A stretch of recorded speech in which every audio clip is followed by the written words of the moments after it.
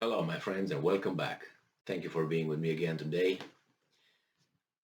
Well, you see, when you have a big energy company like Shell, it can, do mostly what it wants on the planetary, I don't know, movement and decisions and influence. It's a big country, so it can afford losing small battles, but in the end, it's still winning the war.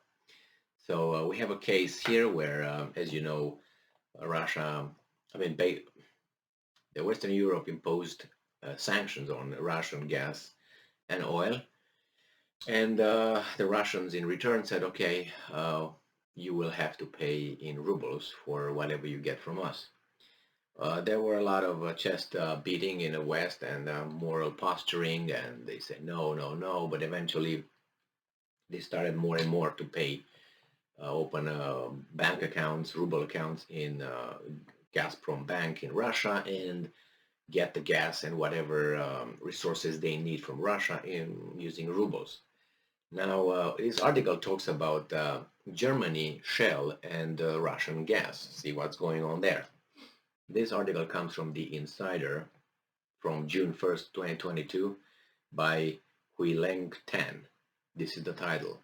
Russia's Gazprom cut off some natural gas to Germany after Shell refused to pay for it in rubles. Okay, so let's see. Gazprom said it has halted its natural gas supply to Shell under a contract that supplies the fuel to Germany. So Gazprom sends gas to German consumers, to citizens, and through Shell's contract. Now, if this company, private company, says no, then the consumer, the German consumers, will not have gas. So this private company decide that the German consumers should not have gas because the Russians demanded to be paid in ruble for the gas because the the decision makers in Germany decided to place some sanctions on Russia because something that Russia did to someone else not related to Germany. So just to make sure we got the course straight. All right, so the German customer, the human being, is affected by decision made by its elected officials, which in turn allowed a private company to deprive them from having gas. Okay, so you kind of know who you should look at. You can look at Russia, let's say punching in the teeth Ukraine, if you want this little analogy or whatever. You can, but you as a German have nothing to do with either of those countries. You just want your gas from the one country that have a scuffle with another country, some thousands away from your territory. But somehow your leaders decided that it's your duty to not have gas because they have to do something about it. So just so you know, the suspension from June 1st is due to Shell's refusal to pay for supplies in rubles, Gazprom said. On March 31st, Russian President Putin demanded natural gas payments be made in rubles. But if you go even worse, because they try to paint the picture in a certain way because they have to point out to a villain and to the good guys and then to the victims. In this case, they get like the Shell being the victim is just a victim of a situation started by Russia.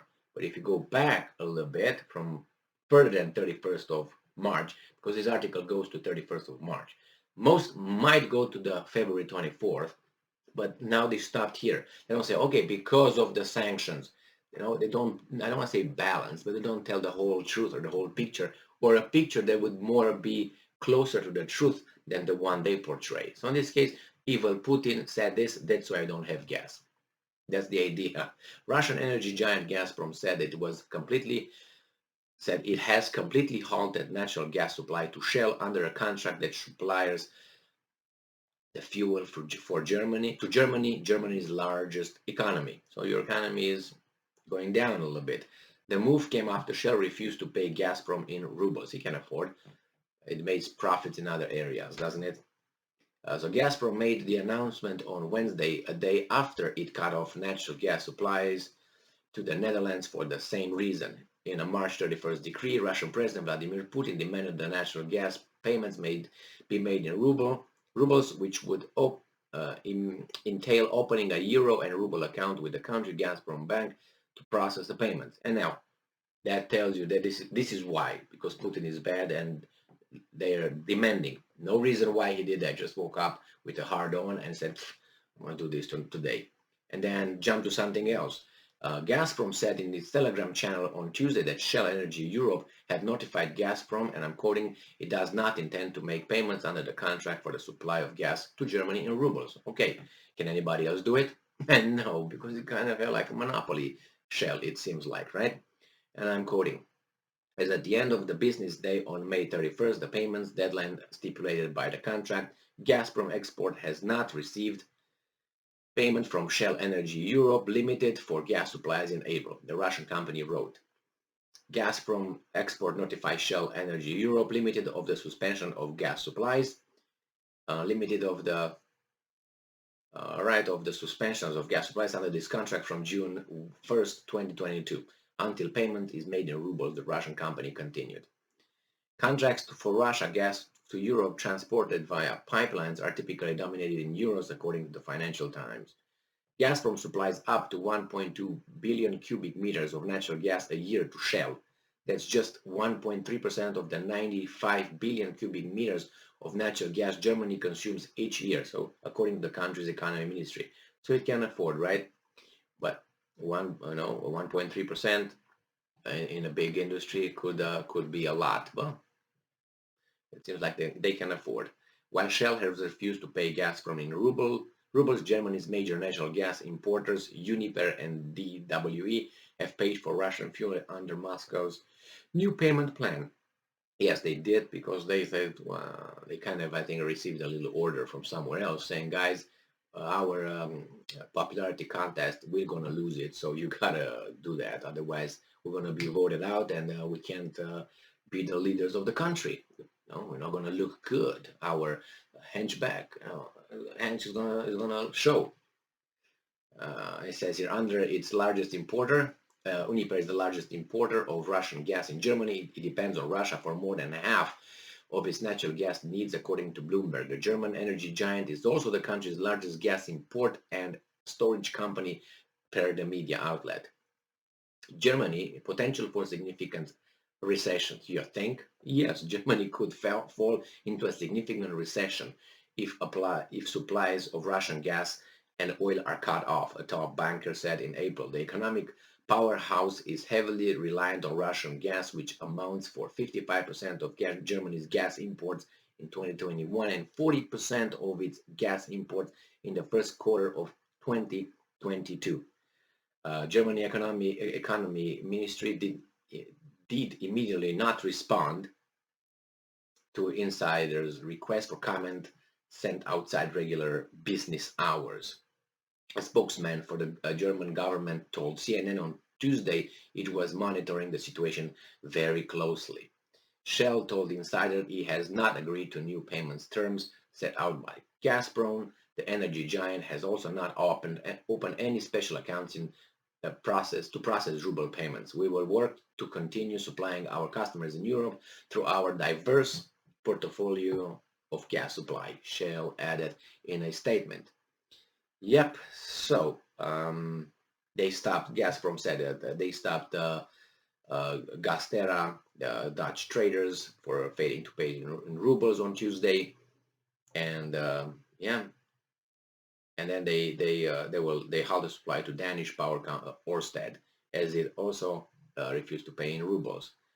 Gazprom had earlier cut off gas supplies to Poland, Bulgaria, and Finland as they refused to pay in Russian currency, but the rest are paying. So yeah, some people decide not, some people can afford, some people can't afford.